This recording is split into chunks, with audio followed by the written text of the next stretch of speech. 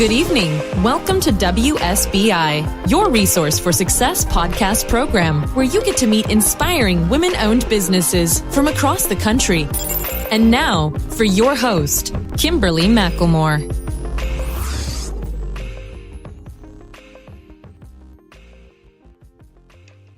All right. Hello. Welcome to another night of sharing. With us, we have Sophia Reynolds, the owner and founder of Sophie's Bookkeeping, LLC. Sophie's Bookkeeping provides part-time bookkeeping for full-time businesses and serving small to mid-sized companies with all different aspects of bookkeeping services such as full charge bookkeeping, bookkeeping cleanup, year-end, and month-end services. And so, without further ado, let's welcome Sophia. How are you, Sophia? I'm good. Thanks for having me. It's a pleasure. Well, it is my pleasure to have you on the show. I've been looking forward to this. We've had to kind of reschedule things a couple times, so I'm really excited about hearing your story and, hearing more about you. Obviously, I've done a little research on you, of course, but okay. That's part, it comes with the territory, right? Right. But, what I would like for you to do is just take a couple minutes and, tell the listeners a little bit about yourself.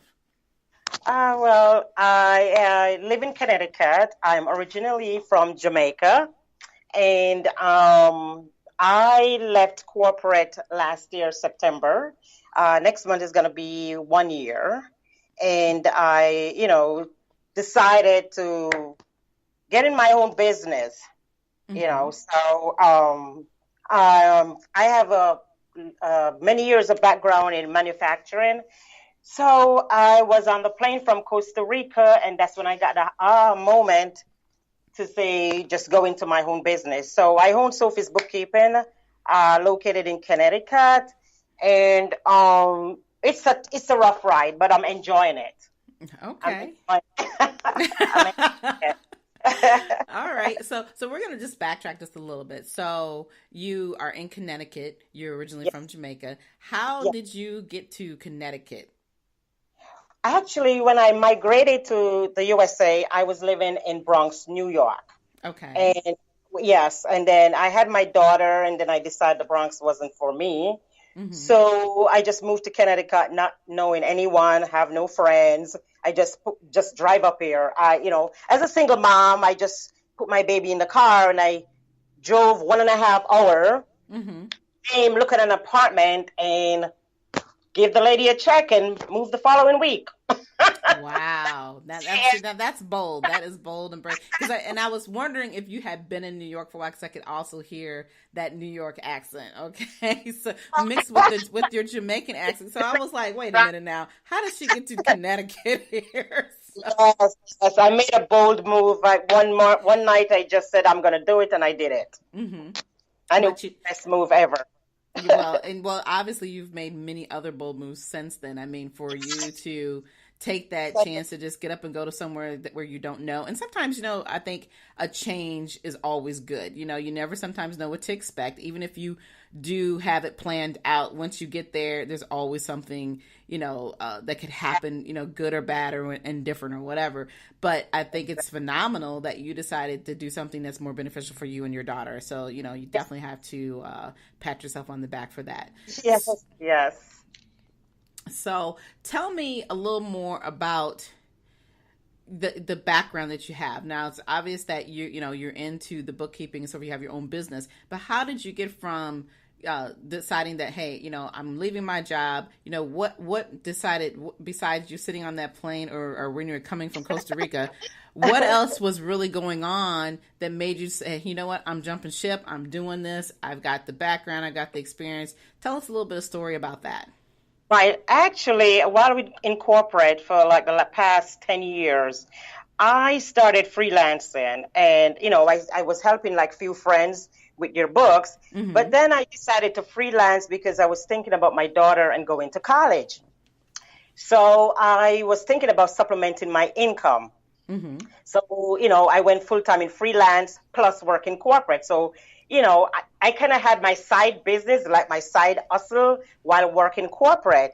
So my client base was growing as I was working with corporate, but I kind of tried to slow it down because the balance of two plus my baby, it was too hard. Right. So I kept about like 5 clients at a time, and it was working because, from the Caribbean, we have this thing called susu. So I used my supplemental income to do a susu and save money. So for the first year of college for my daughter, I was able to pay for college cash.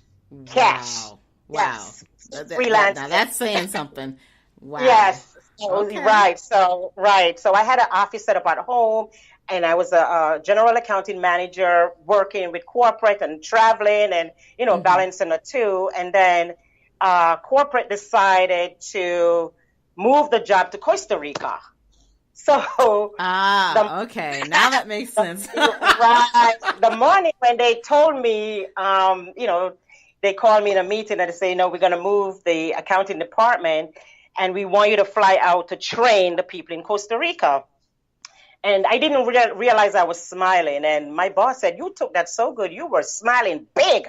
And the reason why I was smiling is because I felt relief, because I didn't want to be in corporate anymore, but I didn't know how to jump ship. Right. So I went to Costa Rica for 2 months. I went 1 month and came back and then went back. And then I had a job interview set up at a university here in Connecticut for a staff accountant. So while I was on the plane, my heart was not in it.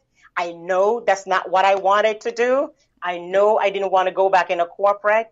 And right there, sitting on the plane, way up, how many feet, I said, that's it. I am going into my own business. That's it. So I got off the plane, got into the limo. I called my mom and I said, I'm not going to take the interview. And in her little Jamaican accent, she was like, she knew I wasn't going to take it. She said, why are you doing that to yourself? So I decided that's it. So I gave myself 1 year. Okay. 1 year. I said, 1 year, I'm going to see how it go. If not, I go back into corporate. And let me tell you, it wasn't even 2 months good. It wasn't even 2 months. After 2 months, I had to get an outside office. That's amazing.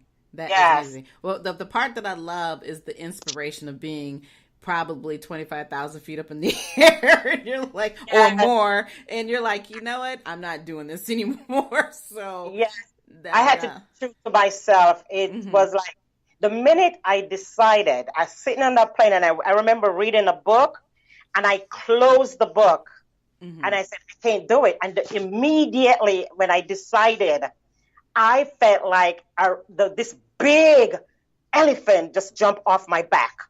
Right. It was like, oh my God. I felt so relieved, and I'm happy I did it. And, sometimes we know in our heart what we want to do. Exactly. And you have the naysayers behind you saying, what you're going to do about medical? What are you going to do about this? Your daughter is in college and Right. And nobody knows your business, because what nobody knows is that Sophia had 1 year of salary saved from freelancing.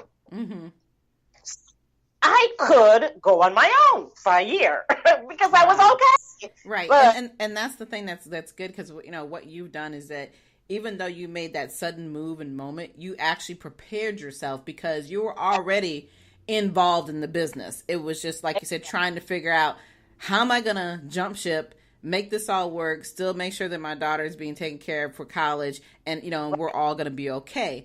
But like I said, sometimes you just have to just say enough is enough, and at least you were prepared, because a lot of people don't even take that process in their mindset and say, well, how much money is going to cost me, to live, because at the end of the day, those bills never go away, no matter what decision you decide to make, right?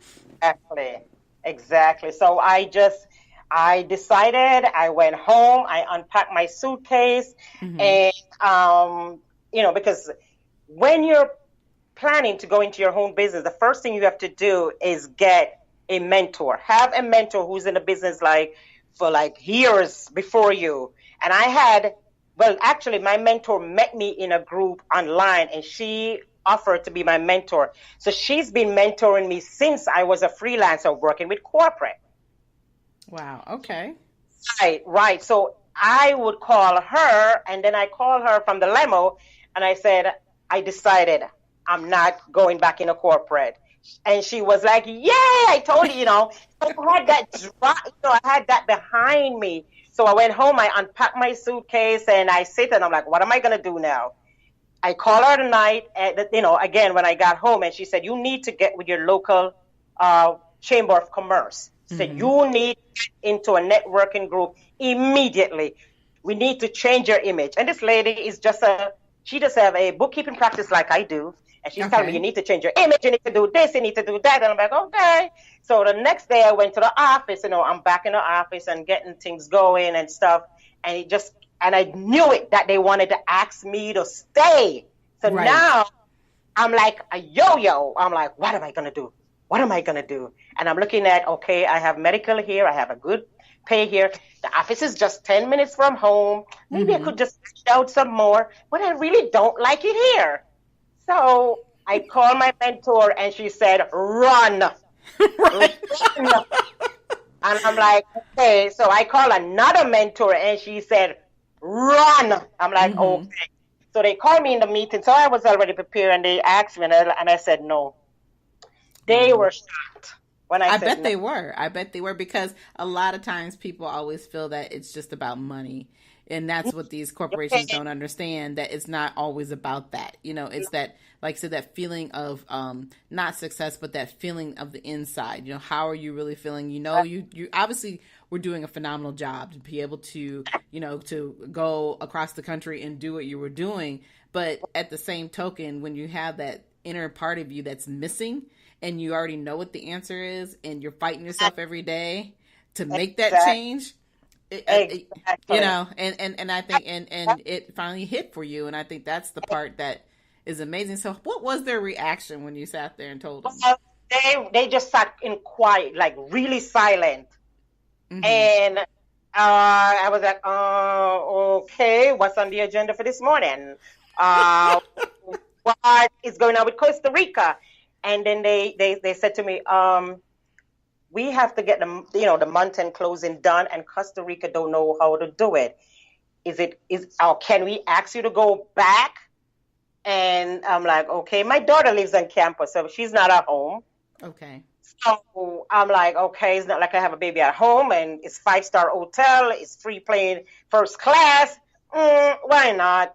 While I can think about my business and what I'm going to do when I come back. So I said, okay, I'll take the trip again. So I went back. They called me one morning. I got up, I was getting ready, and they called me one morning at the hotel, and they say, Sophia, if you stay, we'll give you another package.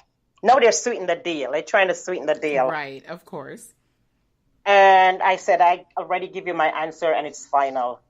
The phone line was dead. I was like, hello, hello, hello. And my boss said, you can make sure you do a massage and relax before you come back and all that. So I jokingly said, on the company. He said, sure, on the company. Do all the massage and all that stuff you want to do. So they're trying to sweeten the deal. And I came back. I said, before they even opened their mouth, I said, final answer. They say, you really leave? I'm like, yep, I have to do it. I have to go. Right, because at that point, it was already sunken in your heart. You had already made it up. Your mind, everything was in sync. Your mind, your heart, your stomach, everything. It just all came together and said, I'm done. I'm finally ready to make that move. So when you came back and you decided, hey, I'm making this move, how long did it take before you actually opened your doors full time? Remember I was freelancing, so I still had work there, but it was kind of quiet, and it was kind of because it wasn't really tax season yet, because I wasn't full time. I was just like part-time freelance. So when I came back and I'm like, okay, this is what I'm going to do. So I started going to the Chamber of Commerce, start networking. And let me tell you, people talk about luck. I don't believe in luck. I just believe in faith, having faith, thinking positive.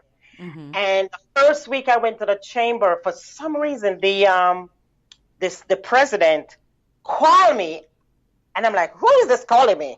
And she, introduced herself. I'm like, hi. She said, I am so impressed with your story because, you knew you have to tell the reason why you joined a chamber and stuff like that. She said, we have a radio show and we want you on the radio show. And I'm like, okay. Then she said, we want you to be the poster child for the chamber for the next few months. I'm like, poster child? She said, yes, we need a picture of you. It's going to go in the newspaper.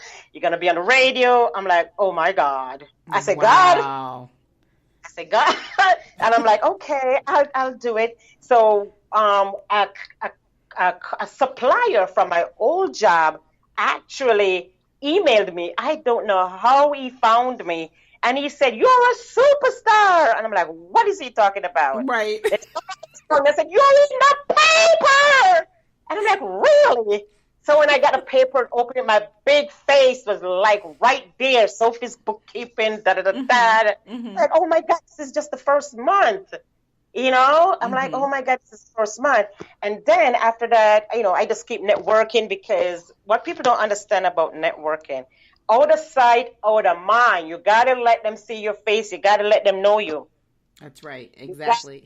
You have to. So I was right. You have to. It's make it become your mission. My planner was full. I went an Eventbrite and I was going to all these free stuff because I'm cheap. I like free. So I was to all these free networking and all that stuff. And October, that was my birthday. November, oh my God, every week was like 2 new clients. Every week, 2, 3. I'm like, I just started getting so nervous. I'm like, oh my God, it's happening. It's happening.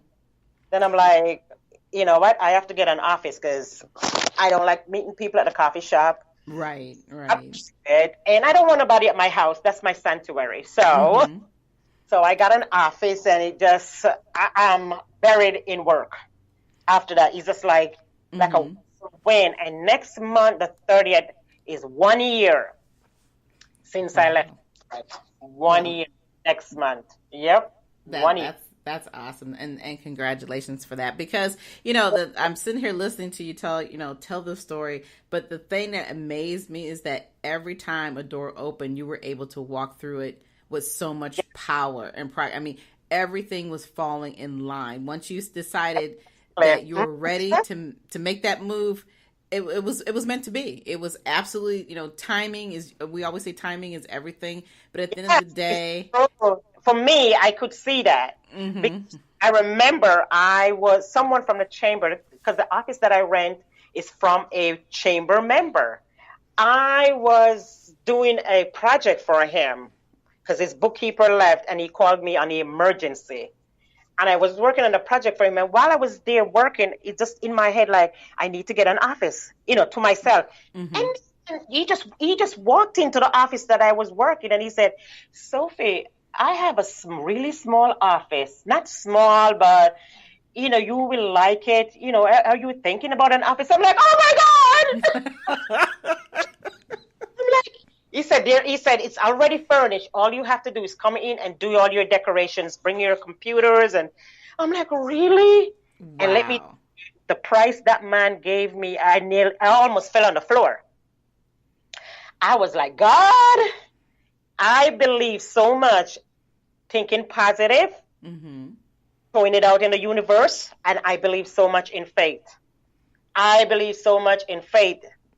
And you have to have that positive. There's going to be times when you're going to get scared. It's going to get tough. Sometimes your mind kind of play tricks on you.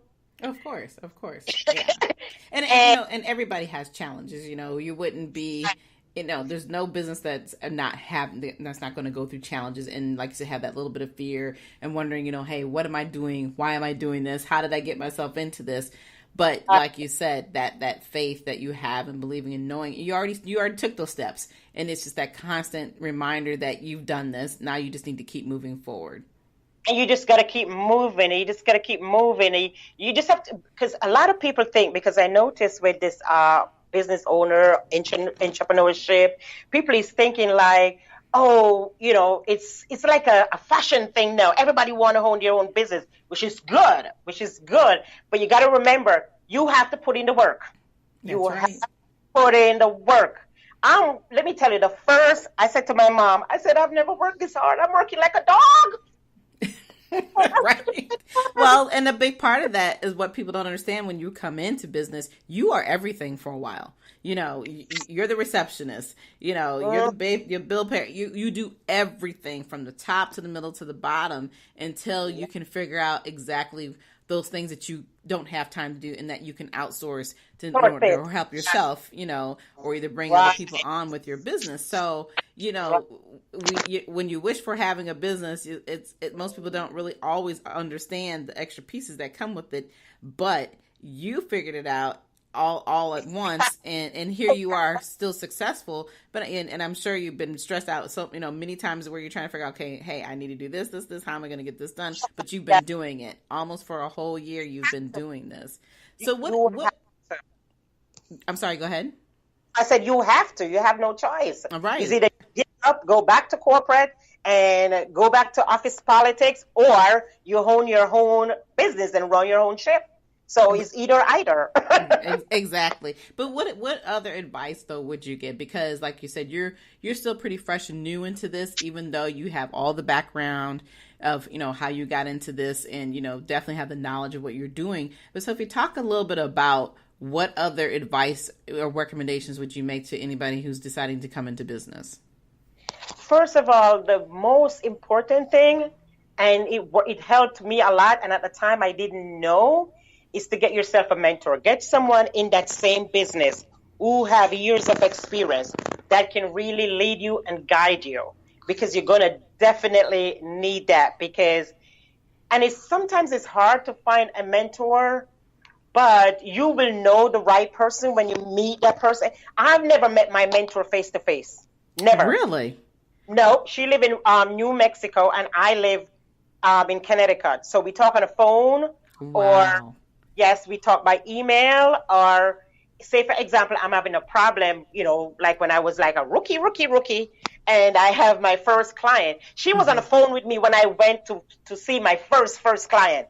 First client when I was freelancing. She was on the phone with me, encouraging me and telling me what to do. You need someone like that. That's the first thing. You got to get yourself a mentor. And two, you got to follow your heart. Because if you see, because this is what used to happen to me. I hated Sundays, because Sunday is Monday. I have to go to work. Right. I hated Sunday night with a passion. If you find yourself, get out of bed. No, honestly.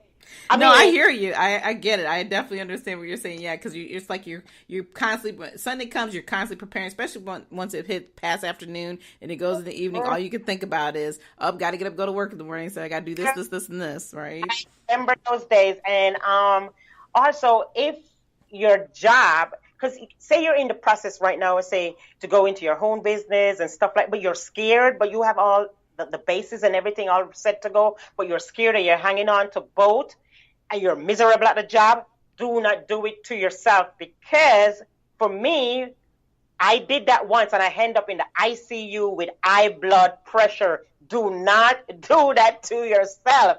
Mm-hmm. And what opened my eyes, I remember my mom, my dad walked in with my daughter. My daughter at the time was, I think, 12 or 13. Mm-hmm. And I saw the look on my baby's face,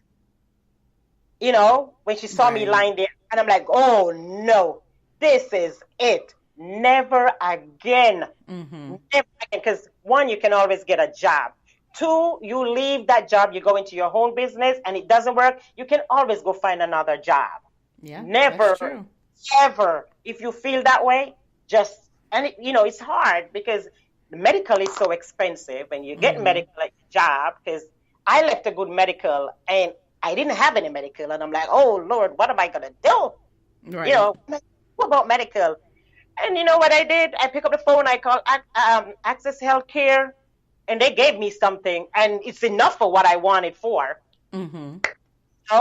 So, and I go to the gym and make sure to try to stay healthy, Right. But do not put yourself through that. Do not. Follow your heart. And if you love what you do, like I do, just keep doing it.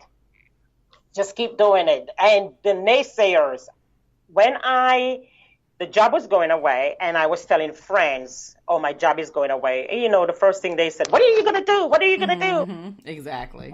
I remember we were all in Jamaica because we all took a trip and took all the kids to Jamaica. We were sitting by the pool and they, what are you going to do? And I'm like, I'm going to work for myself. And they all look at each other. And then it started flowing. But right. I had my firewall up. Every word they say bounced right off because I'm not listening to anybody. Because in my heart, that's what I want to do. I love what I do, and I'm good at what I do. So I know somehow something got to work. Something got to work. Right. But you, like you said, you already had the answer. And the good part about it, too, is that you'd already been dabbling on the side. You've been doing the freelancing. So you already knew what your capabilities were, and so did other people, and so that actually even made it easier and really, you know, define your purpose and what you needed to do, the steps that you actually needed to make. So, you know, like you said, those people who are the naysayers and don't understand, you know, there's always somebody who's going to give you advice who's never done what you're doing, period. You know, I mean, and it's not that. Sometimes friends don't want to see you. They think that you're going to take off and leave them behind. Sometimes it's that, or you're not going to be on the same level as them anymore. You know, exactly. But that's not, because I'm not like that, you know, and it's so sad that I had to leave some people behind because I'm sorry, I cannot take that baggage with me. Because all I want is positivity. I'm sorry, it's baggage. Once it's baggage, I just drop it. You have to, if you're going to become you own your own business, you got to get that mentality. If it's a baggage, drop it. Keep moving. Don't let anything hold you back at all. Absolutely. You know, you can't. You just can't. Yeah, and you're right, because you can't be successful if you're worried about what everybody else thinks and, you know, and why they're upset, or, you know, that they can't tag along and be a part of the process, because it's not meant for them to be a part of the process. And sometimes it's not meant for people to understand exactly what it is that you're going through. You know, at the end of the day, like I always tell people, we are all responsible for our own success. It's not about what everybody else thinks or what they need. You know, once you, like I said, put it all together within your mind, your heart, and your soul, and this is where it's supposed to be at. You know what you needed to do, and you did it. So, like I said, you absolutely should applaud yourself every day for what you've accomplished and what you're still accomplishing and doing for you, the benefit of you, and of course for the benefit of your daughter. Because, like you said, that look that your daughter gave you, and you know that in her eyes, you never ever want to have to feel or see that again. So you absolutely were doing the right thing and have done the right thing. So I do have a couple more questions because we're getting close to the end. The interview. So first of all, I want you to tell the listeners how they can get a hold of you. Of course, that's important. Okay, my website is sophiesbookkeeping.com. And I'm on Facebook, LinkedIn, sophiesbookkeeping.com. And you can get me by email. It's sophia@sophiesbookkeeping.com. I'm on Instagram. I'm on Facebook and LinkedIn. And you know Dilys Victoria, she's my social media manager. She does all my social media work. And she does a really good job. So that's how you can find me. And so if you're ever in Connecticut, in Middlebury, you can just find my number on my website. Come and visit. I have a nice little office, free coffee, free tea. I love it, love it, love it. All right. Well, I definitely want to say thank you so much for taking the time. You know, to come on my show. I know you were busy, and I know you're still stuck in the office because you're talking to me, so I really do appreciate that. Yeah, I was trying to finish a bank reconciliation before 7 o'clock. I was like, let me try and finish. It's almost 7, but it was a pleasure. Thank you so much for inviting me. It was so nice speaking to you. Absolutely. Really nice. Absolutely. It's my pleasure. It's been wonderful to talk with you, and definitely like Sophie said, if you guys are looking or you're living in Connecticut, just reach out to her. She is phenomenal, and I love your spirit, and I think you're going to continue to do well. So again, like I said, thank you for coming on tonight and sharing your story with us. for everyone else and the rest of you, you all enjoy the rest of your evening. But also remember that we are on iHeartRadio every week, and now we are on Spotify. So that's another opportunity to listen to us, as well as on Spreaker. And you can also find me on any of the social media networks out there. And you can find me through the Women's Small Business Initiative. Like I said, we're here every Thursday evening, though, at 7 p.m. But until the next time, you all have a wonderful evening. Good night. Good night, everyone. We will be back next Thursday evening at 7 p.m. Follow us on Spreaker, www.spreaker.com/user/WSBI. View our new WSBI website anytime at www.wsbillc.com and on Facebook, Twitter, YouTube, LinkedIn, and Instagram.